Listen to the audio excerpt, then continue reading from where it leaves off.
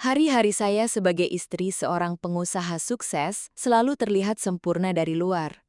Rumah besar bergaya Eropa yang berdiri megah di kawasan elit Jakarta seakan menjadi simbol kemapanan hidup kami. Semua orang menganggap saya wanita beruntung, dengan suami yang kaya, pakaian indah, dan segala fasilitas yang tidak semua orang bisa punya. Namun, di balik semua kemewahan itu, ada ruang kosong yang setiap malam terasa semakin besar. Suami saya terlalu sibuk dengan bisnisnya, pulang selalu larut malam, bahkan sering bepergian ke luar kota atau luar negeri berminggu-minggu. Saat ia pulang sekalipun, rumah terasa dingin. Tidak ada percakapan hangat, tidak ada pelukan yang bisa membuat saya merasa dihargai sebagai seorang istri. Saya mulai terbiasa makan malam sendirian di meja panjang, dengan lilin yang hanya menerangi kursi kosong di hadapan saya. Saya terbiasa tidur di ranjang besar seorang diri, menatap langit-langit kamar dengan mata yang sulit terpejam. Semua kebiasaan itu saya jalani dengan sabar. Meskipun jauh di dalam hati, ada bagian diri saya yang hancur perlahan-lahan. Di tengah kehampaan itu, datanglah seorang sopir baru bernama Raka. Usianya lebih muda beberapa tahun dari saya. Wajahnya sederhana, tubuhnya tegap, dan sikapnya sangat sopan. Dari hari pertama ia bekerja, saya bisa merasakan keseriusan dan ketekunannya. Ia tidak banyak bicara, lebih sering menunduk dan hanya berbicara seperlunya. Awalnya saya sama sekali tidak memperhatikannya. Raka hanyalah karyawan baru, pengganti sopir lama yang sudah terlalu tua untuk melayani keluarga kami. Tapi perlahan, tanpa saya sadari, perhatian saya mulai tertuju kepadanya. Ada momen ketika saya hampir jatuh pingsan dalam sebuah acara keluarga, dan Raka dengan sigap menopang tubuh saya. Saat itu, untuk pertama kalinya, saya merasakan sebuah ketulusan yang sudah lama hilang dari kehidupan saya. Sorot matanya meskipun hanya sekilas, seakan berkata bahwa saya berharga. Hari-hari berikutnya, saya makin sering menyadari kehadirannya. Saat hujan deras, ia berlari ke halaman untuk memastikan mobil tetap terlindungi. Saat listrik padam, ia dengan tenang menghidupkan genset agar rumah tetap terang. Semua hal kecil yang seharusnya biasa saja justru menancap dalam hati saya, karena semua itu adalah perhatian yang tidak pernah lagi saya dapatkan dari suami saya. Saya mulai merasakan ketenangan hanya dengan melihatnya. Ketika duduk di kursi belakang mobil, saya sering memperhatikan wajahnya lewat pantulan kaca spion. Cara ia memegang setir dengan tenang, cara ia fokus pada jalan, membuat saya merasa aman berada di dekatnya. Perasaan itu semakin jelas ketika mobil kami sempat mogok di tengah jalan. Saya yang biasanya panik, justru bisa merasa tenang, karena ia ada di sana. Ia memperbaiki mesin dengan sabar, tidak sekalipun mengeluh. Saat mesin akhirnya hidup kembali, hati saya seolah ikut hidup. Saat itu saya sadar, ada sesuatu yang berubah dalam diri saya. Namun di balik semua rasa itu, saya dihantui rasa bersalah. Saya tahu siapa diri saya. Saya adalah istri dari seorang pengusaha yang dihormati banyak orang. Sedangkan Raka hanyalah sopir pribadi yang bekerja demi menghidupi dirinya sendiri. Seharusnya tidak ada ruang untuk perasaan lain. Tapi semakin saya mencoba mengingkarinya, semakin jelas getaran itu hadir. Malam-malam yang sepi di rumah besar itu menjadi semakin sulit ditahan. Saya sering duduk di ruang tamu sendirian menatap jam dinding yang berdetak pelan. Di luar, langkah kaki Raka yang lewat menuju kamarnya di paviliun belakang terdengar begitu nyata. Hanya suara itu yang mampu mengingatkan saya bahwa saya tidak benar-benar sendirian di rumah ini. Pernah suatu kali, saya tanpa sadar memperhatikannya lebih lama dari yang seharusnya. Dari kejauhan, saya melihatnya membereskan mobil di garasi. Keringat menetes di pelipisnya, tubuhnya bergerak mantap, penuh tanggung jawab. Ada perasaan aneh yang muncul, sebuah kekaguman yang bercampur dengan kerinduan. Malam itu, ketika saya menatap bayangan diri di cermin kamar, saya mulai bertanya pada hati saya sendiri. Kenapa saya bisa memikirkan seorang sopir? Kenapa saya bisa merindukan ketulusan dari seorang pria yang bahkan bukan siapa-siapa dalam hidup saya? Saya mencoba menepisnya, meyakinkan diri bahwa semua ini hanya rasa lelah, hanya akibat kesepian yang terlalu panjang. tapi jauh di dalam hati, saya tahu benih itu sudah tertanam. Sebuah benih perasaan yang suatu saat bisa tumbuh menjadi sesuatu yang jauh lebih berbahaya. Dan sejak saat itu, hidup saya tak lagi sama. Setiap kali melihatnya, hati saya berdegup kencang. Setiap kali ia lewat, ada bagian dari saya yang ingin menahannya untuk tetap berada di dekat saya. Itulah awal dari segalanya. Sebuah awal yang sederhana, tapi diam-diam telah membuka pintu menuju sebuah kisah yang tak pernah saya bayangkan sebelumnya.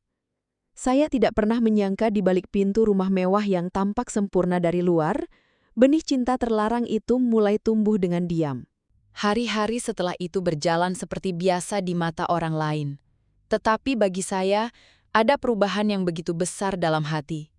Kehadiran Raka semakin terasa, bukan sekadar sebagai sopir pribadi, melainkan sebagai sosok yang mengisi ruang kosong yang selama ini saya pendam. Awalnya saya berusaha mengabaikan, meyakinkan diri bahwa ini hanya ilusi akibat kesepian. Namun, semakin saya mencoba menolak, semakin jelas getaran itu terasa. Saya mulai menunggu-nunggu momen ketika harus keluar rumah, bukan karena acara yang dituju, tetapi karena saya bisa berada di dalam mobil bersama Raka. Setiap perjalanan yang seharusnya hanya sekadar rutinitas, berubah menjadi ruang sunyi yang penuh dengan kehangatan yang aneh. Ketika hujan turun deras, saya melihatnya berlari keluar tanpa ragu untuk memastikan saya tetap terlindungi. Jaket lusuh yang ia pakai rela dilepasnya demi menutup kepala saya agar tidak basah. Saat itu, saya merasakan sesuatu yang lebih dalam daripada sekadar rasa nyaman. Ada ketulusan yang tak bisa saya abaikan. Dan anehnya, tubuh saya merespon dengan cara yang tidak seharusnya. Jantung saya berdegup kencang, seakan saya kembali menjadi remaja yang baru pertama kali merasakan jatuh cinta. Saya tahu, semua ini berbahaya. Tapi di setiap kesempatan, perasaan itu tumbuh semakin besar. Di teras belakang rumah, saya sering mendapati diri duduk lebih lama, hanya untuk berharap melihatnya lewat. Ada kalanya tatapan kami bertemu sekilas, dan dalam sekejap, dunia seakan berhenti berputar. Sekilas tatapan itu membawa kehangatan yang sudah lama hilang dari hidup saya. Ada satu malam yang tidak pernah saya lupakan. Malam itu hujan deras turun tanpa henti. Udara dingin menusuk ke dalam rumah besar yang kosong. Saya duduk di ruang tamu dengan selimut tipis di bahu. Dari balik kaca jendela, saya melihat Raka memastikan pagar terkunci.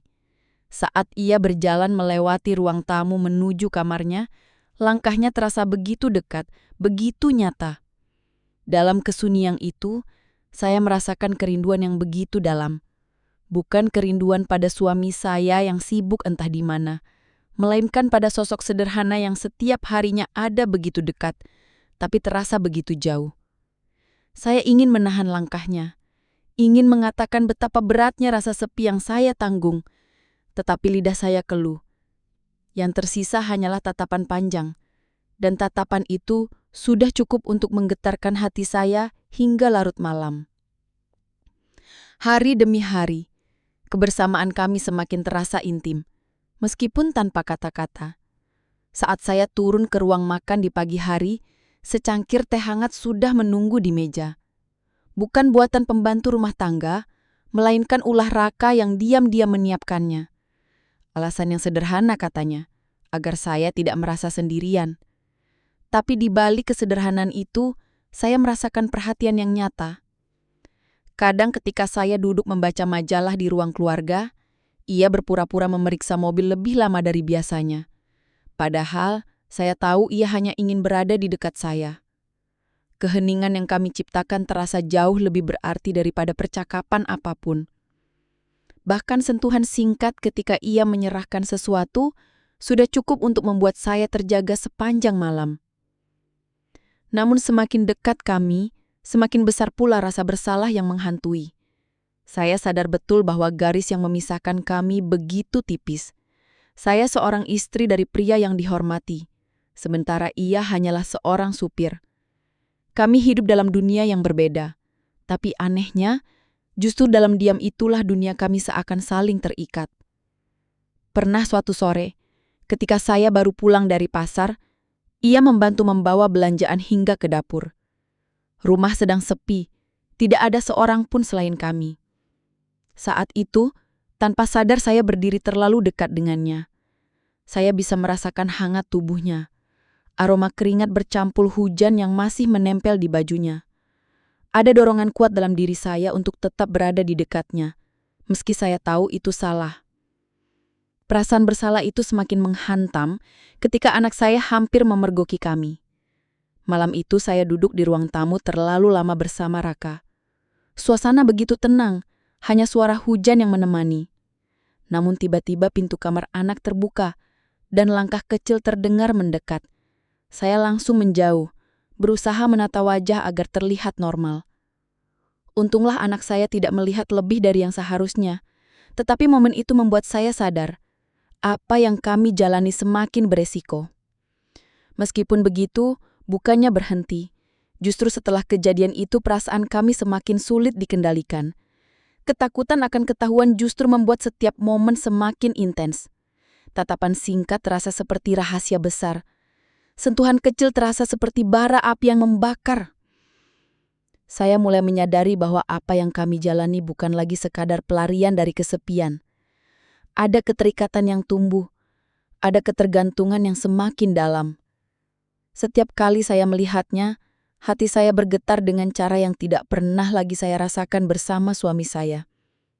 Namun, di balik semua itu, ketakutan selalu menghantui. Saya tahu, sekali saja lengah, rahasia ini bisa hancur berantakan. Tetangga yang sering memperhatikan, anak yang polos namun tajam, bahkan suami saya yang meskipun dingin tetap bisa mencium perubahan. Semua itu adalah bayangan yang terus menghantui saya. Malam demi malam, saya bergulat dengan hati saya sendiri. Antara kewajiban sebagai seorang istri yang harus menjaga kehormatan keluarga dan keinginan sebagai seorang wanita yang merindukan cinta dan perhatian. Saya tahu, saya sudah melangkah terlalu jauh, tapi semakin saya mencoba berhenti, semakin kuat ikatan itu menarik saya kembali. Api itu sudah terlanjur menyala. Api yang lahir dari kesepian, tumbuh dalam diam, dan kini membakar batas yang tidak seharusnya saya lewati. Saya pernah berpikir, mungkin semua ini bisa terus berjalan aman selama saya pandai menyembunyikannya. Selama saya bermain peran sebagai istri yang setia di hadapan orang lain dan menjadi wanita yang jujur pada dirinya sendiri di saat rumah kembali sepi. Tetapi kenyataannya, tidak ada rahasia yang bisa benar-benar tersembunyi selamanya. Suatu malam, ketika saya dan Raka duduk di teras belakang, kami terlalu lama terjebak dalam kebersamaan. Suara tawa kecil, tatapan panjang, dan genggaman tangan yang tidak seharusnya. Semua itu berlangsung tanpa kami sadari waktu sudah berlarut. Saat itulah telepon rumah berdering. Saya bergegas menjawab, dan suara di seberang membuat tubuh saya hampir gemetar. Suami saya memberi kabar bahwa ia akan pulang malam itu juga, lebih cepat dari jadwal biasanya. Panik langsung merambat ke seluruh tubuh. Saya mencoba menata rumah agar terlihat sempurna, menyiapkan makanan kesukaannya, dan memaksa diri untuk tampak tenang. Tetapi jauh di dalam hati, ada ketakutan yang tidak bisa saya sembunyikan. Apalagi ketika saya melihat Raka. Wajahnya juga pucat. Seakan ia pun tahu betapa rapuhnya rahasia yang selama ini kami jaga. Malam itu rumah kembali riuh oleh suara langkah suami saya. Ia pulang dengan pelukan hangat untuk anak kami, lalu duduk seakan tidak ada yang terjadi. Saya tersenyum, berusaha berperan sebagai istri yang setia, tetapi jantung saya berdegup begitu kencang setiap kali mata saya dan Raka bertemu sekilas. Ada kegelisahan yang sulit ditutupi, meskipun kami berusaha sekuat tenaga. Hari-hari berikutnya menjadi penuh tekanan. Suami saya beberapa kali menatap saya dengan sorot mata yang berbeda. Ia berkata saya terlihat lebih cerah, lebih sering tersenyum, seakan ada sesuatu yang membuat hidup saya lebih berwarna. Saya hanya bisa menjawab seadanya, menyembunyikan rasa takut yang terus membesar. Bukan hanya suami saya, tetangga juga mulai memperhatikan. Ada bisik-bisik kecil yang sampai ke telinga saya. Katanya, saya sering terlihat berjalan hanya berdua dengan supir saya. Katanya, ada keintiman yang seolah tak bisa disembunyikan. Meski tidak ada bukti nyata, gosip itu saja sudah cukup membuat saya merasa berada di ujung jurang. Ketegangan itu mencapai puncaknya ketika suami saya tiba-tiba pulang tanpa kabar pada suatu sore. Saya baru saja kembali dari pasar bersama Raka. Kami berdua masuk dari pintu samping dapur, dan saat itu juga suami saya membuka pintu ruang tamu. Pandangan matanya langsung tertuju pada kami. Saya masih memegang tas belanjaan, sementara Raka berdiri terlalu dekat. Tidak ada yang benar-benar salah, tetapi cukup untuk membuat suasana membeku. Saya melihat sorot matanya yang tajam, penuh curiga. Malam itu rumah terasa begitu tegang. Suami saya lebih banyak diam, hanya menatap dengan pandangan yang sulit saya artikan. Saya tahu, ia sedang mencurigai sesuatu. Dan ketakutan itu terbukti beberapa hari kemudian. Hari itu ia sengaja pulang lebih awal dari markas. Saya tidak tahu, mungkin ia sudah menyiapkan rencana untuk menangkap kelemahan saya. Ketika pintu rumah terbuka, ia mendapati saya dan Raka sedang duduk terlalu dekat di dapur belakang.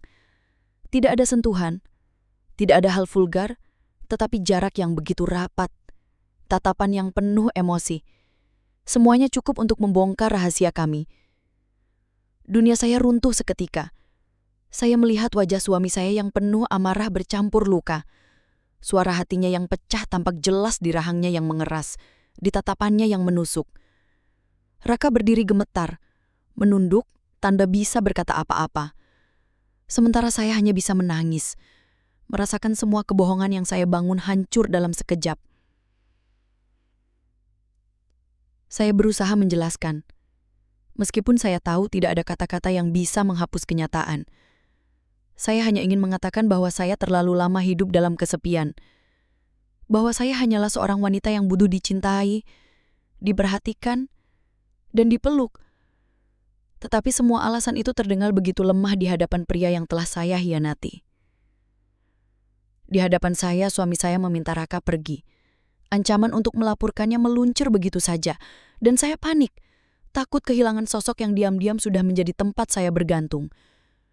Saya memohon, menahan air mata, berharap ada kemukjizatan yang bisa membuat semuanya kembali seperti semula. Tetapi saya tahu, tidak ada jalan kembali. Saat Raka berdiri di ambang pintu, saya merasa separuh jiwa saya ikut terangkat pergi. Saya dihadapkan pada pilihan yang mustahil, antara bertahan dalam pernikahan yang dingin, menjaga nama baik dan kehormatan, atau mengikuti hati saya bersama pria sederhana yang memberi saya kehangatan sejati. Saya berdiri di tengah ruang itu, dengan air mata yang terus mengalir. Suami saya menatap saya dengan dingin, sementara Raka menoleh sekali lagi dengan tatapan penuh luka. Saya tidak sanggup berkata apa-apa, karena apapun yang saya pilih, akan ada hati yang hancur. Itulah titik di mana saya sadar, cinta terlarang ini bukan sekedar rahasia kecil yang bisa saya simpan. Ia telah menjadi api yang membakar semua jalan keluar. Dan pada akhirnya, hanya ada dua kemungkinan. Kehilangan atau kehancuran. Di rumah besar yang dulu tampak sempurna, kini hanya tersisa puing-puing hati yang berserakan. Dan saya masih bertanya-tanya, jika waktu bisa diputar ulang, apakah saya akan memilih tetap setia dalam kesepian? Atau tetap berani mencintai dalam resiko? Bagaimana menurut kalian? Jika kalian berada di posisi saya, apakah kalian akan memilih cinta atau menjaga kehormatan keluarga? Tulis pendapat kalian di kolom komentar. Jangan lupa like, subscribe, dan aktifkan lonceng notifikasi agar tidak ketinggalan kisah nyata penuh drama berikutnya.